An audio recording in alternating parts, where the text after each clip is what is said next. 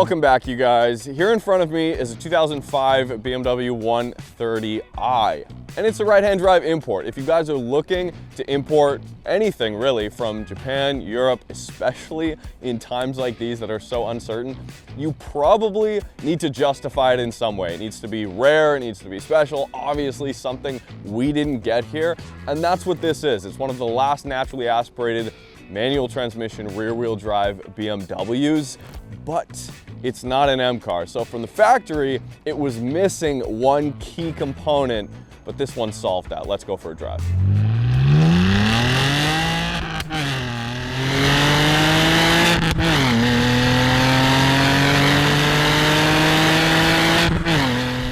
So if you guys aren't keeping up with BMW's latest car releases over in Europe, well, first off, I'm not surprised. I'm not either, but I did happen to see that BMW recently launched the new generation 2025 M135i.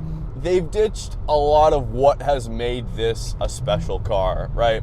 On the surface, this is everything that you want from an analog, old school BMW from the modern era. Of course, they were available 4-cylinder with the 118i, but the 130i had the N52, 3-liter naturally aspirated inline six, 261 horsepower, 232 pound-feet of torque. Best part is though, that torque, 232, while it's not a ton, of course it's NA. You don't have to wait for any turbos to spool up, and peak torque is between 2,500 RPM and 4,000.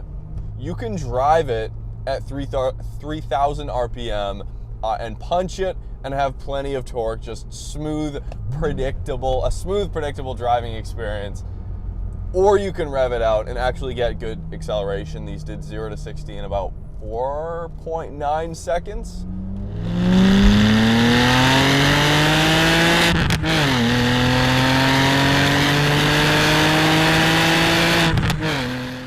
Real quick, you guys, if you have a BMW like this E87 that's running well, but you want to bring it up to modern spec, you want to upgrade its drivability, I'm here to introduce you to our friends at BimmerTech who might be able to help you out.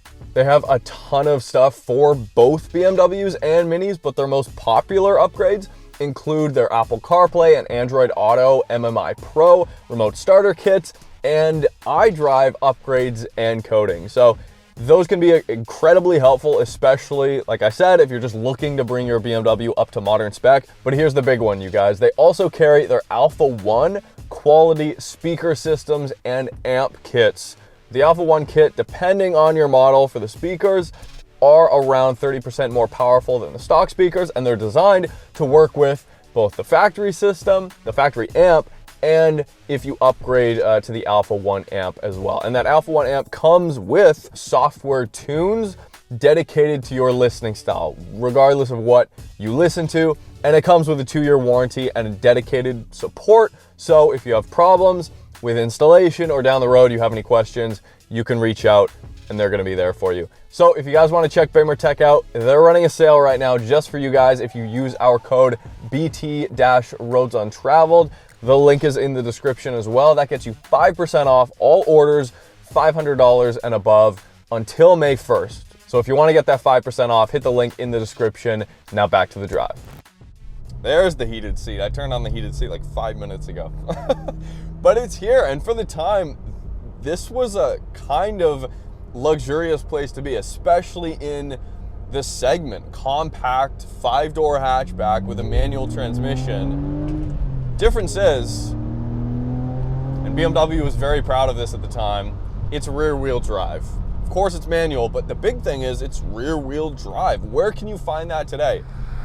Nowhere. You cannot buy a 5-door hatch or even a 3-door hatch that's manual transmission, rear-wheel drive, let alone naturally aspirated, right? So it's kind of a unicorn. And the brand new M135i, they've tacked on a bunch of tech, of course. It's a 4-cylinder all-wheel drive hybrid. It makes a ton of power. It's quicker than this. Yeah, no doubt. But BMW they're trying to extract the feel of this car, or I guess more so the philosophy of the driving experience of older M cars and BMWs in general, from an inherently compromised package. Or maybe I'm just stuck in the past. Maybe that's not what their intention is at all, considering this new car more closely resembles a Golf R or Audi S3 than it does an M2. Either way, it's at least 1,100 pounds heavier than the car I'm driving today. Six-speed hatchbacks are slowly dying, but we are seeing a bit of a bounce back in demand for real performance wagons like the M5 Estate, the E53 AMG Estate, and of course, the RS6 Avant. But to some, they're excessively large, heavy, and light years away from lower speed B-road fun. The ability to have fun at the speed limit is a criminally underrated vehicle characteristic in 2025. Don't get me wrong, V8 wagons are undeniably cool, but I haven't found an Autobahn here in North America just yet.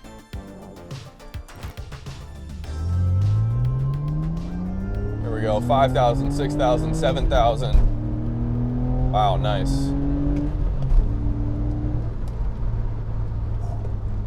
Yeah, it's plenty quick. It is not fast on paper, but this thing is incredibly light. It's easy to heel toe as I kind of mess up that downshift. And it's the rear end talks to you a lot, right? But it's not an M car, so it never came factory with an LSD.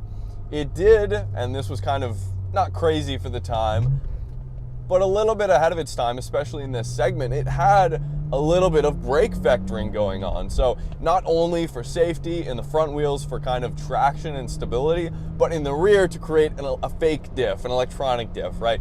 It's never gonna be as good as the real thing. So this one has an aftermarket helical LSD in the back. That's a big change, right? They were proud that this was pretty much the only rear wheel drive hatch in the segment. All the competitors had already gone all-wheel drive. It's got a 1 inch longer wheelbase than a Golf R. There we go. The rear end is so much more communicative now. It actually talks back. I mean, it's so much better. Powering out of corners, there's no pushing. There's no kind of hesitation. That was the last little bit that this car needed to just give you the confidence to huck it into a corner. These cars went through an update, and after that refresh, the cars had electric power steering. And from what I've heard, my brief venture, all the venturing I want to do into BMW forums, they say avoid the electric power steering. That to me is like a no-brainer, but this hydraulic steering here is good.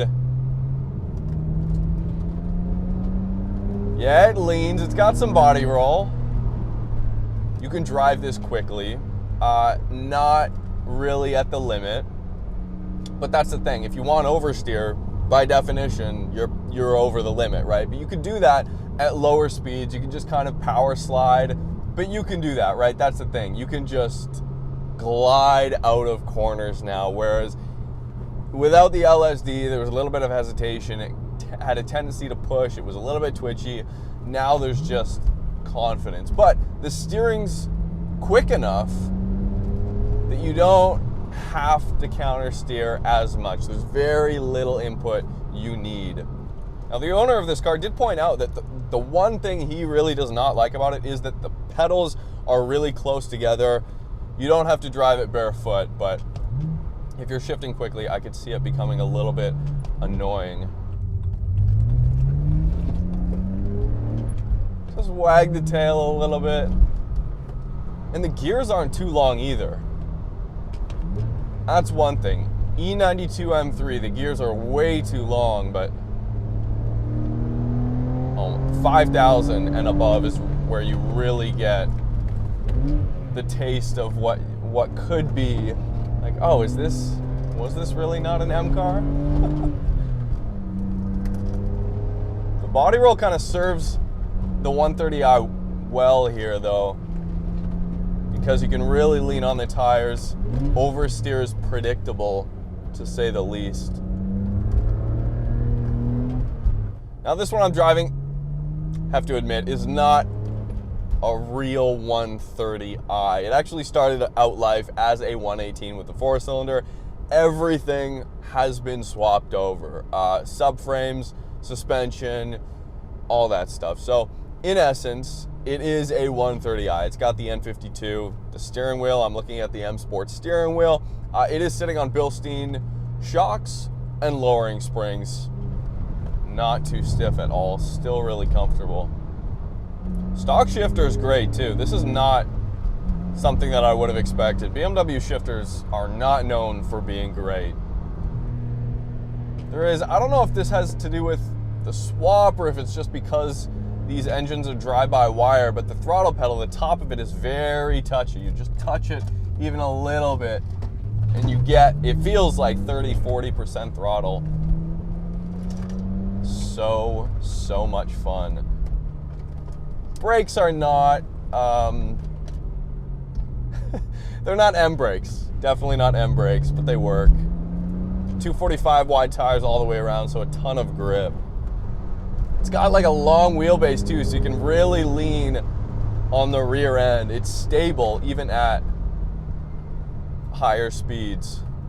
And this was a no compromise solution to those who had to compromise in their lives. They had a family, they needed a 5-door hatchback, but they still wanted the essence of what BMW was best known for at the time: front engine, NA, manual transmission, rear wheel drive. And that's exactly what the 130i was, and they leaned into it. This had tech at the time. It's kind of cool. I don't know if any other cars had this at the time, but an example of it would be immediately when you come off the accelerator, after having it pinned, if you quickly release, it'll preload the brake pads to basically, I guess, just get them in contact and heat them up just slightly so you can have a slightly shorter braking distance. Just little things like that, along with the brake vectoring in creating a car that handles well.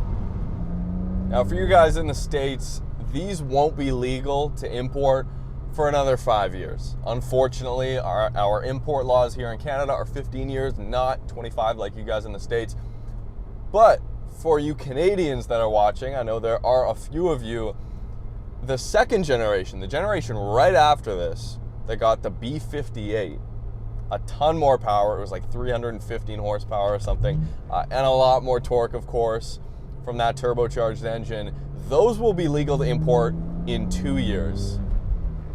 That might be an ultimate daily. You know, these are beginning to show their age, of course, but if you want something that you could hold on to for, 5-10 years, that's it for sure. So I'd keep my eye on those. And despite the owner's attempt to fight the aging interior with the installation of an aftermarket head unit with modern phone integration, I can still be greeted with BMW's 20-year-old iDrive system. Talk about PTSD.